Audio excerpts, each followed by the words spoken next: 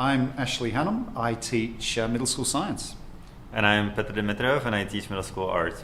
We're trying to look at scientific concepts that are mostly wrapped around the world that is kind of unseen, that is under the surface or behind the scenes, but that is actually making it possible for us to exist on this planet.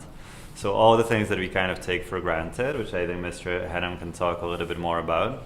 But we're trying to figure out ways to communicate knowledge and inquiry through both artistic and scientific means. We wanted to take the kids to that unseen place that's important, and then once they became passionate about that, we kind of wanted to leverage that so that it built up their artwork and it improved their artistic work, and vice versa.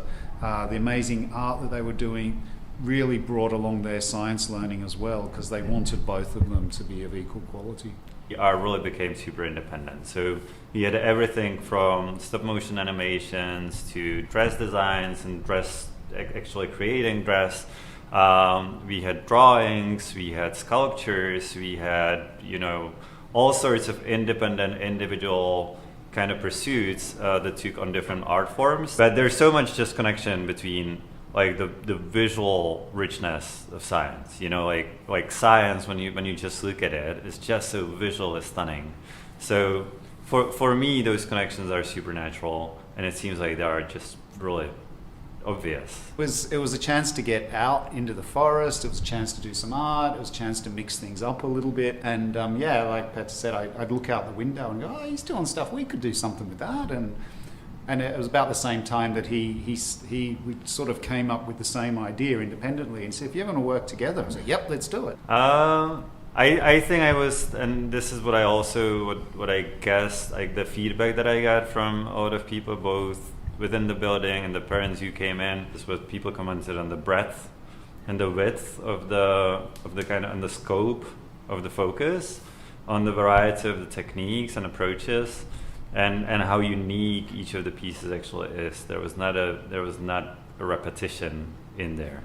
So I think that was what was brilliant as a result. I'm not sure if surprise, maybe that's something that I would have hoped for, but it's true that the whole process unfolded in fairly organic ways. So I don't think we had very solid expectations.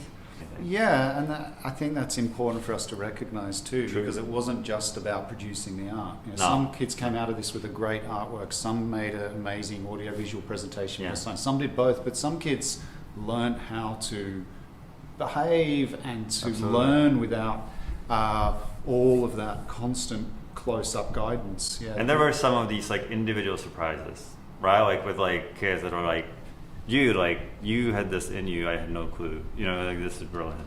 I think my impression would be this ability to fly with one's idea and see how to actually kind of internalize the inquiry process. I know that sounds a lot like some kind of like educational lingo, but truly I think that's what it was. Like how do you actually inquire into an idea?